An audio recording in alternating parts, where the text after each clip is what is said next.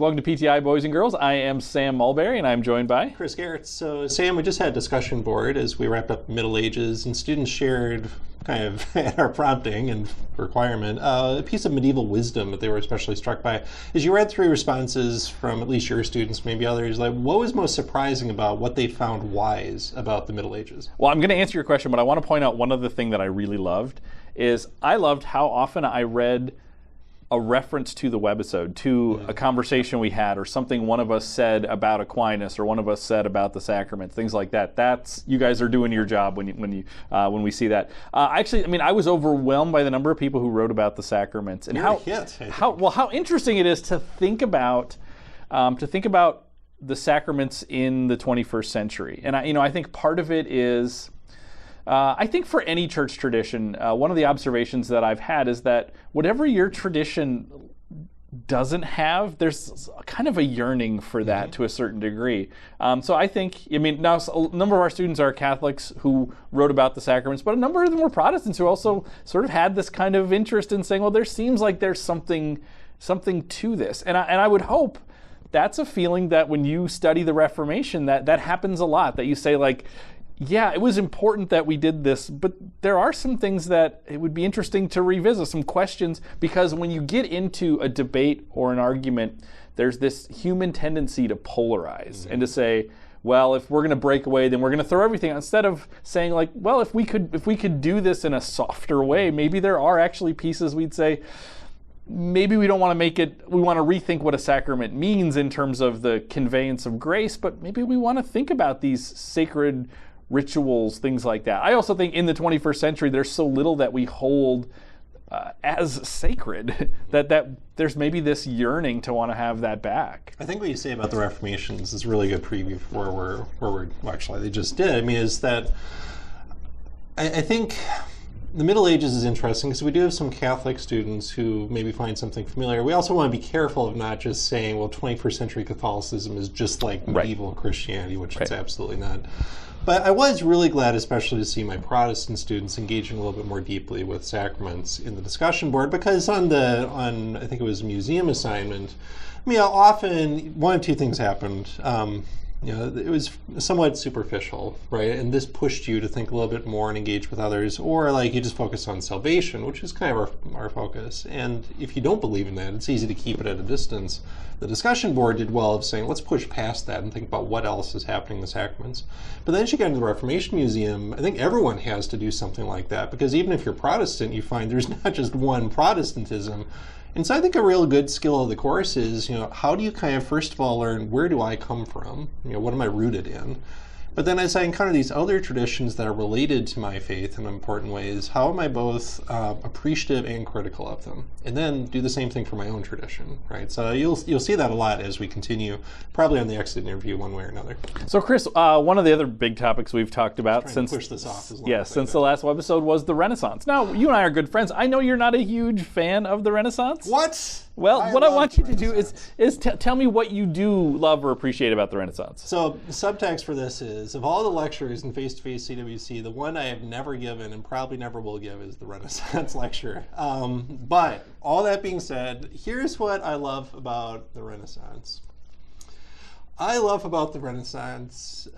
start with beauty. I wish you started with Webster's Dictionary defines Renaissance as. You sound like you're giving a speech you reluctantly don't want to give. I'll start with beauty because I think, maybe especially in the Protestant tradition, there's a real Christian suspicion of things that are beautiful, and related to that, of artists, right? And I think the Renaissance, not that it's just about art, right? Like, I'm glad we talk about humanism as an intellectual phenomenon. We talk about education. We bring Machiavelli in to talk about politics. But it certainly is about art. And to think that this rebirth would actually start with paint on canvas or on a fresco, or start with Michelangelo staring at a block of marble and seeing in his mind Mary holding the crucified Christ and turning that marble into that, or seeing the ceiling and realizing he can tell the story of faith on the ceiling. It points to the power of art in Christianity, which, not to say that art is, it's been there the whole time, right? Maybe it's in the Middle Age, it's in the early church, but to say that this is where it's going to come into its own and flourish, and the artist is going to be a hero sometimes in tension with the church, but often really is, the key evangelist of the church. This is a way of doing testimony, of bearing witness. It's a way of using the gifts that the Spirit has given to us. And I think there's a way in which God communicates powerfully to us through beauty. There's a way in which beauty reminds us of what's been lost in sin.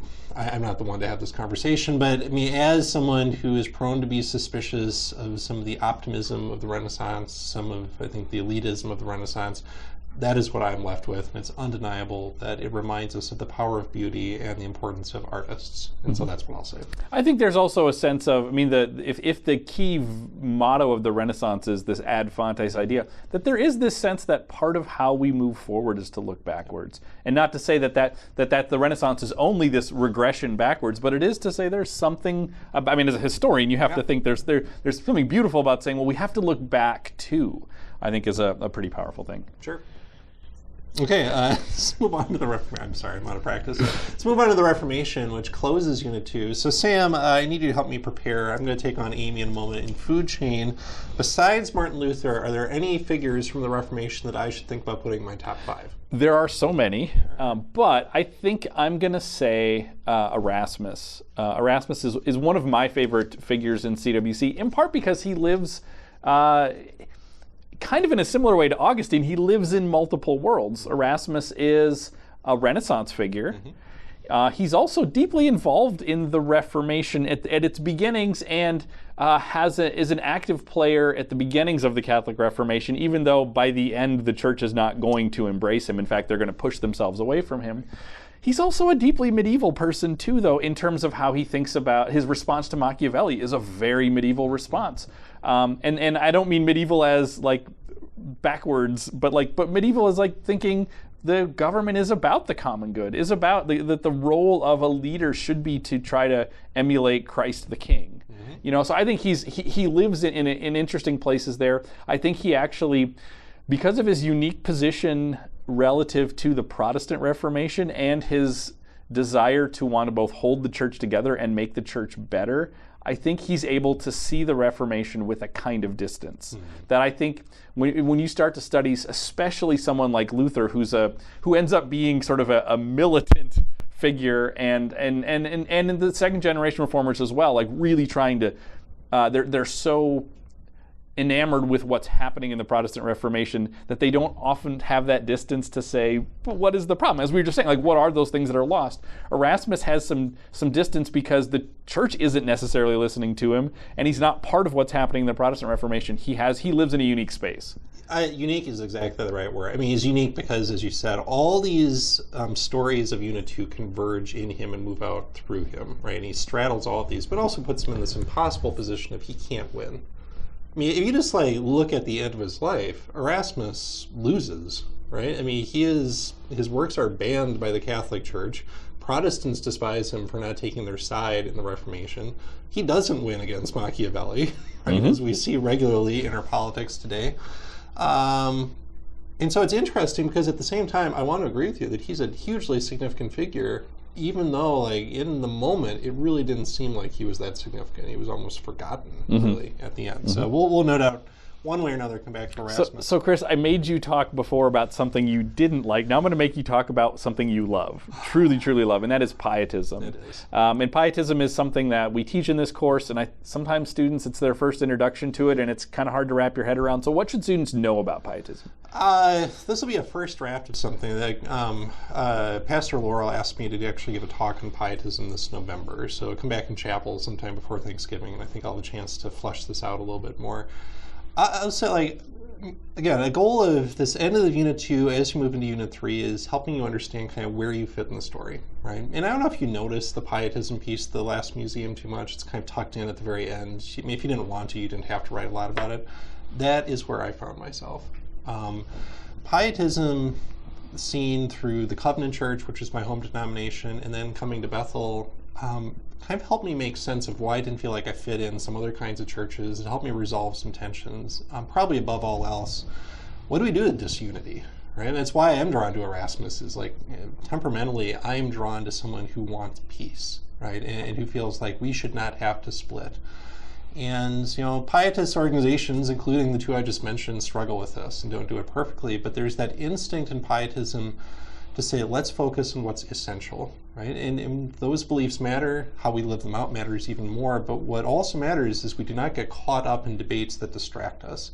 We do not fall prey to the temptation to say we need to divide on all these other smaller issues where reasonable, faithful Christians can disagree with each other and still do the work of the church together. I think pietism is a good corrective to many of the really dangerous tendencies coming out of the Reformation, even as it honors and amplifies some of the other tendencies of the Reformation, the emphasis on Scripture, the desire for personal relationship with God, the sense that we can actually be actively engaged in the world and not simply take it as it is. So I could go on and on. Hey, there's a book about that too. If you want to read The Pietist Option, that was my attempt to make this a 21st century thing. It's a good book. Sam, let's do an exit question, in a sense kind of harkening back to something we talked about in the last webisode.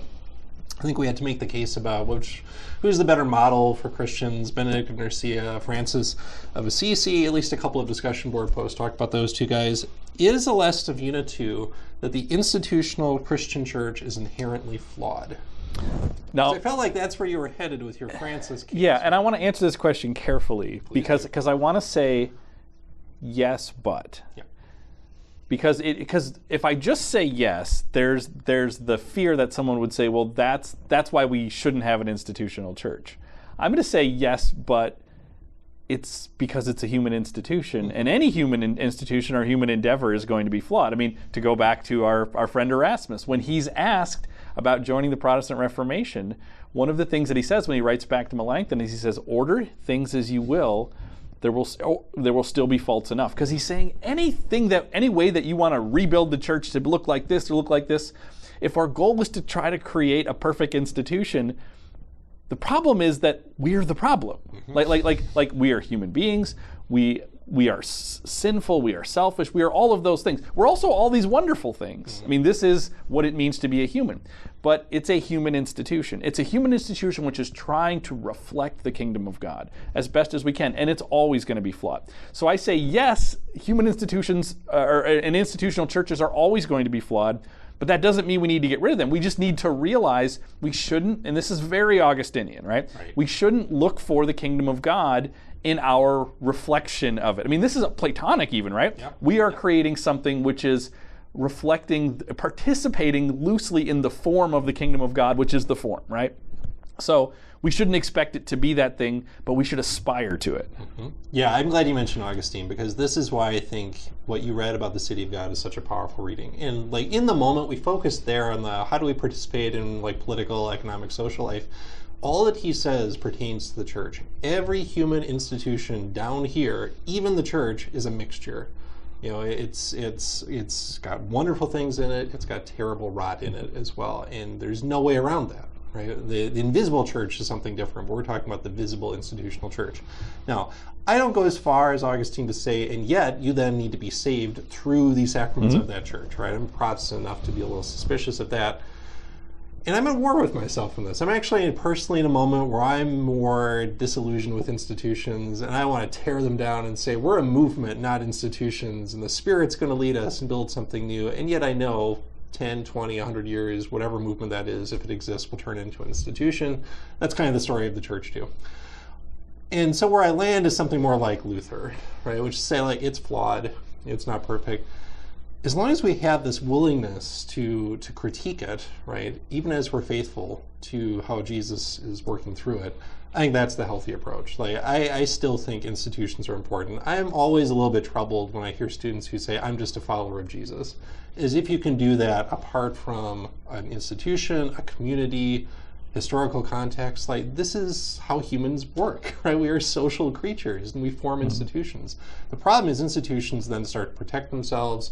They become corrupt. And so you've got to be able to do that yes, but answer. I think how we live that out is actually in many ways the great challenge for Christians doing the church. So welcome back to segment 2 of our last pre-exam 2 webisode. Amy, we are now going to play Food Chain. We are going to play Food Chain. We have not. We have not. The two of us. We have not competed in Food Chain yet this year, probably because after last year, there was the whole your lawyer, my lawyer, and then it got messy, and then we settled. But we're acting like we like each other right now. But this is going to be tense, hostile, but mostly informative. And it's a good way to review some, especially mastery terms, before you take the test. I think it's a very useful, it's a fun game, it's a very useful game. So just to remind you, if you don't remember from the first one, we have each picked 5 terms that we're going to rank as the 5 most significant terms from Unit 2, as if we were writing the significant terms for Christianity and or Western culture. I'm going to tell the story of Unit 2.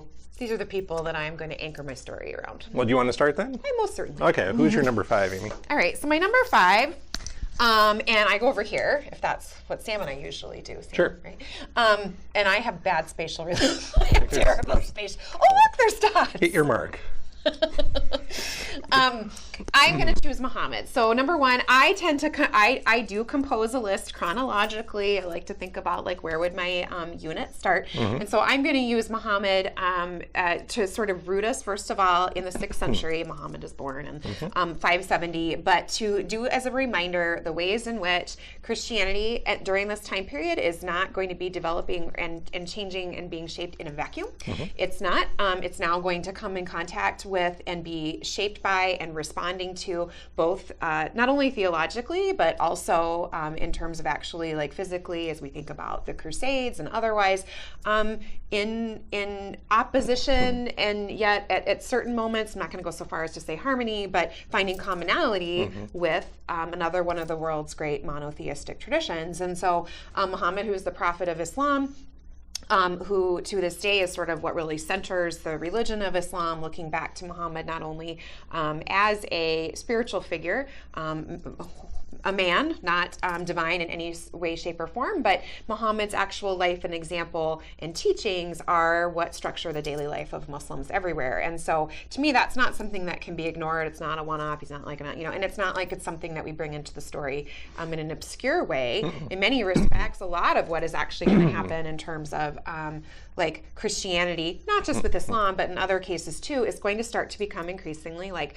a reaction to and how do we separate from and how do we distinguish ourselves from like other religions. So to me, he's got to be there. I like that pick a lot. Actually, I like it better than you. We'll see that later. I'm going to say number 5 is Hildegard of Bingen. So a couple reasons to put Hildegard on here. I mean, the first one, she's a very impressive person, right? I mean, like we think about the L'Homme Universal, the universal man, as a Renaissance kind of idea, but if you think about it, Hildegard is kind of cut from the same cloth. Someone who seems to be gifted in all these wildly divergent areas, whether it's writing or music or medicine or leadership. Time, a little bit, right. But what really I put her on here to do is to set off a couple of things about medieval Christianity that are important. The first is mysticism. As we think about what's distinctive about medieval Christianity, we've talked a lot about the sacraments. We've obviously talked about monasticism, and she is a Benedictine, a monastic as well. But mysticism, I think, is really distinctive and to me very powerful. I was just reading something from a 20th century writer talking about how she wished Christianity were more mystical, and there's something more appealing to her about that than the rituals of the church or the institutions of the church. And it speaks to the idea that God is actively involved in the world, which is really central to the medieval worldview. But the second reason, obviously, is that she's a woman saying all these things in a time when we have very few women's voices. And I don't want this to seem like tokenism or something like we have to put a woman on there, but I think the fact that she rises as a woman and has that kind of earned authority and stature and influence both reminds us of the patriarchal nature of medieval Christianity, but also again suggests that there's kind of this, Christianity is full of these surprise twists in the story, right? And God constantly is raising the low high and the last become first. And we shouldn't lose sight of that. Even in the middle of the High Middle Ages, when Christianity is the religion of the winners and the powerful, like there still is room for that kind of twist in the story. So I'm going to put Hildegard on there. I don't know if I just say ditto or what here, but I'm going to see your Hildegard and raise you a Bingen. And I just want to, I affirm everything that you just said. And the thing that I guess I would just add is, again, we sort of highlight her for the mysticism piece, and you're going to see another sort of mysticism thread in my choices. But but it's the mysticism along with the intellectual. So what I think what I really like in the example of Hildegard is here's this person who, as you said, in some ways, at the time, nobody would have been like Renaissance woman because that didn't have any meaning and it was predating that. However, the fact that Hildegard writes all of this music for the church, the fact that she's somehow able to hold her mystical encounters with God in harmony with her intellectual experience of God. And so, and kind of to your point, I think something that it does raise for us with this whole, why do we discount the mystical today? And again, I think that can be like culturally, that can be, because I think in like Western culture, we tend to sort of like not recognize the mystical, and at the same time, if you travel and you go into Christianity and other contexts, I think you see more of it. But for me, it does become that question of like, and then how do we hold the mystical in tension or in harmony with the other sort of forms of evidence that we rely upon? Because like sometimes I think the challenge is when we try to take our own mystical and yet then we try to make it truth for others or whatever. It just raises interesting questions. But I have Hildegard on there too, again, not as a token of, and there's like, I mean, Hildegard is experiencing this. I mean, there's films about Hildegard. In one of my little, things we get each week with new history books, it's like, there's a new biography of Hildegard. There's just, Hildegard is everywhere. She was named Doctor of the Church by Pope Benedict, speaking to the intellectual side too. The intellectual side. Sam Okay, well, Mulberry since you did that, I'm going to reshuffle my order a little bit just to create nice symmetry here. So I could put him 3 or 4. I would just say this, because obviously I have nothing more to say about Muhammad that someone who studies the history of Islam can't say. I would say this: if we were teaching this course as a Western Civ class at, say, my undergraduate alma mater, Muhammad at this point would be number 2 or number 1 for me. If we're just thinking about the development of Western civilization, which is a problematic, loaded kind of term, this is, in some ways, the most important development of the story. That in the midst of what otherwise you might think is the rise of Christianity and taking power in Europe, you've also got the rise of this other major monotheistic religion. And I really do appreciate what you all talked about last time, which is in Bachman's text. He includes Islam. That's part of the story of the West. It complicates it and enriches it. It creates tension. It also can, this is unfair in a sense, but this also can stand in for the Crusades, which we're just doing people on here, not events. But if we think about like what are some of the defining moments of Unit 2, the Crusades, I think, are really high up there. And I always wish we could do this better in the course.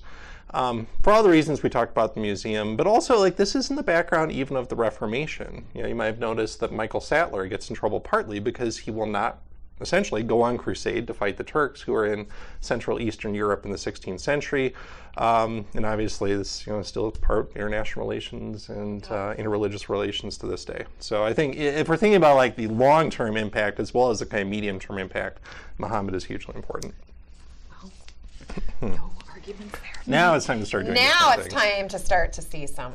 Who? Who's that dude? Erasmus, who is truly one of my top 3 CWC people. Love me some Erasmus, and didn't really know much about Erasmus actually until I started to teach CWC. But Erasmus, who is our very early like a hinge figure between Renaissance and Reformation, and Erasmus, who is a Christian theologian. He is also a humanist, and hopefully if you're paying attention and doing careful reading and listening to how humanism is being defined within the films, you don't just sort of dismiss humanism and say, oh, humanism, that's very anti-Christian. Instead, Erasmus is a Christian humanist who is saying, how do we think about like human beings as people who are full of potential, people who have been gifted by God, and at the end of the day, it all comes down to God, the ability to be able to think and the ability to be able to use reason and rationale. And these are the things that separate us from other aspects of creation. But Erasmus is really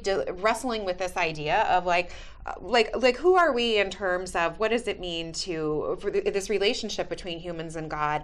When it comes to salvation, how do we as humans receive salvation? And Erasmus, and again, you can kind of get the elements of how he's thinking about humanism in this. Erasmus essentially, who says like, I do think humans do something. Now we don't have anything to do in terms terms of like this, the act of the salvation, but God extends this gift to us. It is a gift. We don't earn it, but we do something in choosing to receive it. That we as humans, we do play some kind of a part, and that particular part tells us actually something again about like the relationship piece, because God gives humans free will, and the concept of free will is really important to Erasmus, that like it's extended to us, but we actually do something in our decision using reason and rationale to receive it. And so for me, Erasmus, because I know what's coming here, and I'm not going to ruin it for you. It's okay. So I think what I'm going to do is I'm going to stop. Sure, we'll talk And more then I'm going about to come him. back. Yeah, So that sounds good. Erasmus. Okay, speaking of Renaissance humanists, I'll pick a very different kind of version of the topic. This is a good one. So my heart, my spirits are with Erasmus, I know it right? is. My head is with Machiavelli. Yep. Like, if we're thinking about who is accurately describing the human condition emerging from the late Middle Ages and maybe even today, I think Machiavelli is pretty profound, and I wish it were not so, right? But in terms of a diagnosis of the nature of how power functions, and maybe pulling apart some of the misty language we put, like, he's right? Like, this is the birth of modern political science, and it troubles me deeply. Like, I wish that his education of the Christian prince was actually what prevailed, right? Like, that seems like a better kind of world, but this is actually how the world tends to function, you know, where you don't want to have to choose between being feared and being loved if you're a political ruler, but if you have to pick one, pick fear, because humans understand fear, and love dissipates, and love turns quickly. Does the Christian mean if you're not a Christian? Yeah.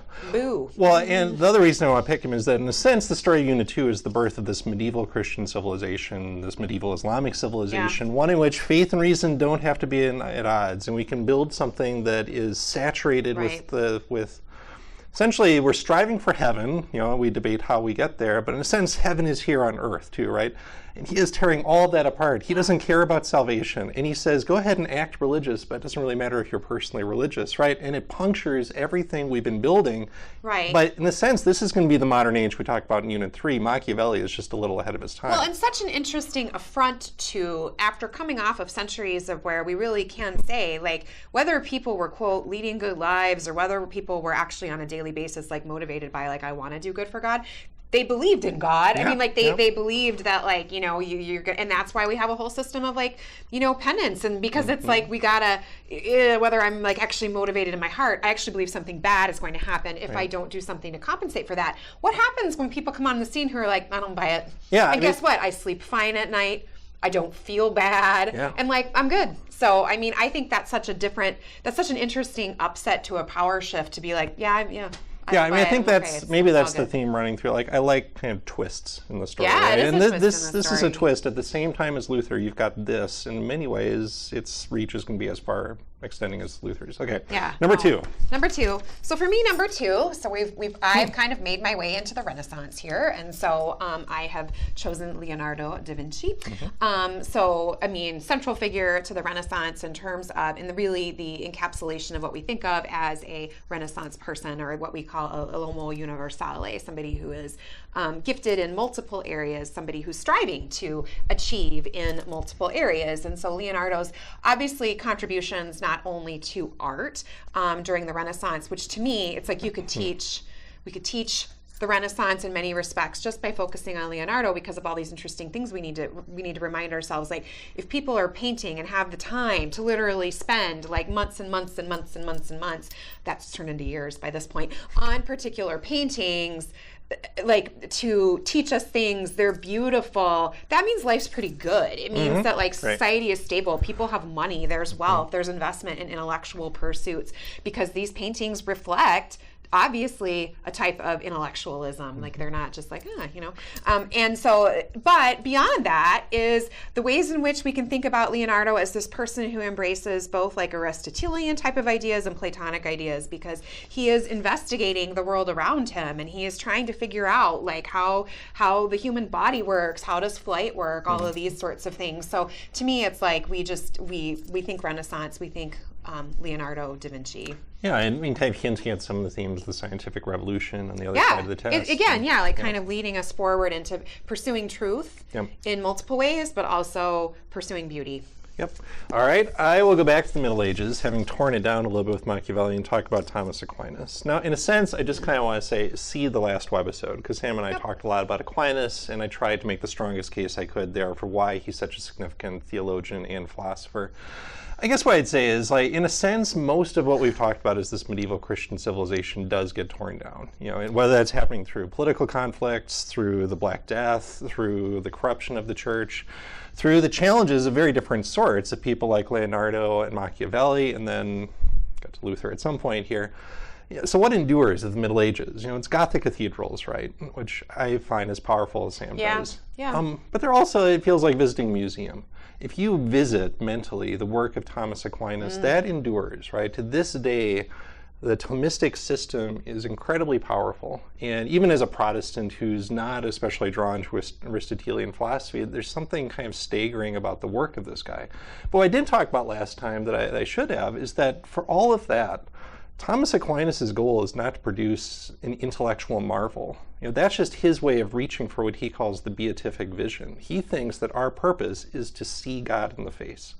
And at the very end of his career, he actually has this moment where he has an encounter, kind of a Hildegard-like encounter, and he stops writing. He's like, that's it, right? I mean, this is someone who writes hymns about the mystery of the Eucharist, right? At a certain point, faith does stop, even for Thomas Aquinas. Reason stops and faith has to take over. And, so as we've got Machiavelli here, in a sense, saying, who cares about heaven if it even exists?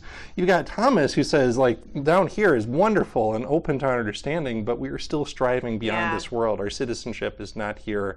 It's in the world to come. Yeah. So for better and worse, that's a powerful idea for me. That is an excellent argument. I had never heard that you said the Thomistic, what did you say? Thomistic. The Thomistic. 20th century Catholic. The Thomistic blah. You said what? System? System? Maybe. Is there like a Christophic Not system? yet. I'm sure it's coming. CWC season 120. Okay. Yeah. I knew you were going to go that route. I love that one. Again, sometimes you know when you're going to, I don't want to tell people I'm going to lose, but I'm giving you permission to vote against me. But anyway, so I have my other mystic here, but why I think this is important is because I struggle with sometimes when it seems like we hit the Protestant Reformation and then we're like, and then Catholicism just shuttered her up or, went back to their original store and didn't have chains anymore. And that's just not the case, that Catholicism instead will go through their own Reformation.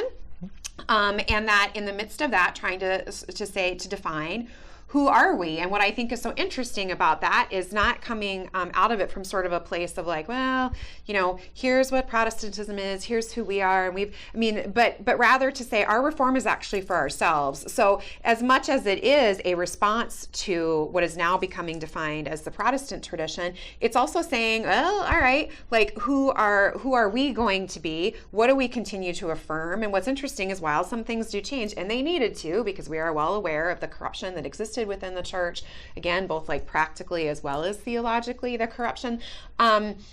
For the most part, it's overwhelmingly affirming of this is who we are, and we're going to stay firmly rooted in that. Now, how does that relate to Teresa of Avila? For me, it's this fact that, like, within Protestantism, there really was not a role for women for several hundred years. Like, women literally have no place, nothing to contribute, and I would say, like, are not valued as people who have contributions to make to the growth of the faith. And instead, what we find within Catholicism is there will continue to be a long tradition of women who will eventually be sainted, who are still engaging intellectually, engaging within their community. So Teresa comes from this group, the Carmelites, and she begins another group called the Barefoot Carmelites, who live out, like, the faith is nothing if not lived out. So we have to be able to take what we have in our relationship with God. She's sort of most well known for, again, embracing this mystical experience with God. Why is she so important to me? We hinted at it with a little bit with Hildegard. However, I see it differently in the story of Teresa, is where this idea, and you did say this, of God meeting you where you are.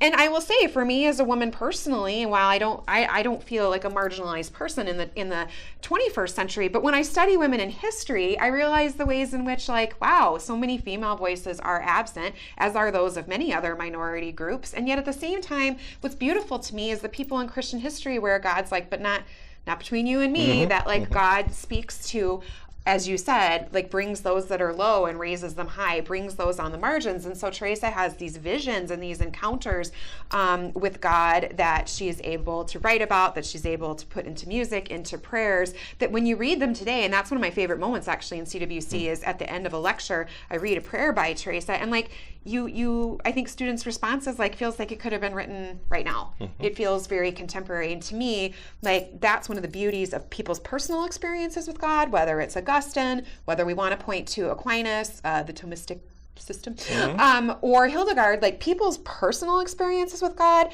tend to sort of transcend, like, I don't know, they're ahistorical in a way, like because it's that personal piece that feel in a good way that feels relevant no matter kind of like what context we put them in. Sure. All right. I'm gonna go with that. I will take the safe choice, but I think the right choice. But I'm gonna, okay, get ready. Okay, well, so, I mean, again, my heart is with Erasmus. Like, you all wrote an assignment about this. If I were writing that, I regret the unity of the church that's lost with Luther, but that's why he's significant, right? Yeah. Like, the question is not whose life and effects do you love the most, who's the most amazing, virtuous person here, but if we're thinking about the effects on Christianity and Western culture, ouch, there it is. This is clearly the most important person we talk about in Unit 2. This is the hinge of the entire course. I mean, in many ways, he's a deeply medieval person. This is why he's so offended by the peasants' revolt. This is why, in many ways, he's a very conservative figure. But what he does, intentionally or not, is to overturn everything we've been building towards, right? And this is, in many ways, along with the Renaissance, the birth of individualism, which you'll see in Unit 3 is maybe the defining trait of modern Western culture. Here I stand, I can do no other, God help me, amen. My conscience is captive to the Word of God. And I hope you wrestle with that, whether you come from a Catholic or Protestant background. There's something admirable and convicting about Luther, and also something tragic about Luther too. But here's actually the case I'll make, which is this class is about Christianity and Western culture, and how do these two things relate to each other. And I just want to take a moment here to say, like, Luther gives you a way of thinking about this that's very different than medieval Christendom, that's very different than the Anabaptists, right? This notion of the two kingdoms is problematic but powerful, which is that God has ordained these two different ways of governing people. And some people have been given the Holy Spirit, can live according to the principles of the Sermon on the Mount, and they don't need any other sword. They don't need any secular law. And if everyone were like that, you wouldn't have governments, right? And their job is simply to evangelize and to promote piety, right? That's the job of the church. But not everyone is like that, Luther wants to say. You might think your society is full of all these ostensible Christians, but that's not how they behave. Like, these two guys, I think, would have a great conversation because they know people really behave out of fear of punishment. And so God has given a different kind of government for them, right? And that's why we have courts of law. That's why we have militaries. That's why we have the death penalty for Luther. And I think it's hard to wrestle with, but his solution is not, so therefore you stay out of that, therefore you straddle those two worlds. And this is such a mess. Right? And as someone who teaches 20th century history, world wars, Nazism, the Holocaust, I wish we had another whole webisode to talk about this. But that's the importance, right? It's not that you agree or like it, but like this is setting up all these other pins to be knocked over so much later on. No, I agree. And I will say, and I don't have a problem with this, this is like a heart list, and you kind of do have like a head list in the sense that like I look at this, and number one, I mean, like always my best argument is there is no this without this. Like, I don't think there is. I mean, it's like Erasmus's ideas are what Luther is sort of building on. It's where Erasmus, in certain respects, I mean, Erasmus wanted the church to stay together. Like that's where he was. Now, what I like about that, and again, I mean, like it's about like what are we drawing from in terms of their importance? It's like Erasmus predicted the mess. I mean, in terms of saying like here's who gets hurt when you blow up the system, and that is for me as a historian. It's like that is what I see. Is it's like whenever we blow up systems, which I'm not saying don't need to happen. This, the Reformation needed. It was going to happen. I mean, it needed to happen, and at the same time, like the people who are hurt in that are like the most vulnerable and those at the lowest levels of the population. And then what happens is it's like, Luther says, here's how it should be. And then we do see things like the Peasants' Rebellion and then like the whole, like the Protestant Wars. And it's like, and people make a huge mess of it and they continue to make a huge mess of it. So, I mean, but I don't know. We don't, and you do, and I feel like we do a good job in the course we need to problematize Luther. And I think that's just where I tend to like, so always want to bring in the Erasmus voice because, and like even like Teresa is, I don't want us to think the story is just as simple as like, Christianity, it becomes this Catholic thing. It was bad. Luther makes it good. We all live happily ever after. Well, but you know, I know you're not trying to, but like we would say that about everyone here. I hope you would problematize Muhammad. Oh, right? Like, I mean, this is the absolutely. nature of what historians do. Yeah, And well- it's just like, well, I mean, it's really like, how do you determine significance? But what I like about this is like, there are very different ways of telling the story. Yeah. And we're actually getting to several of them.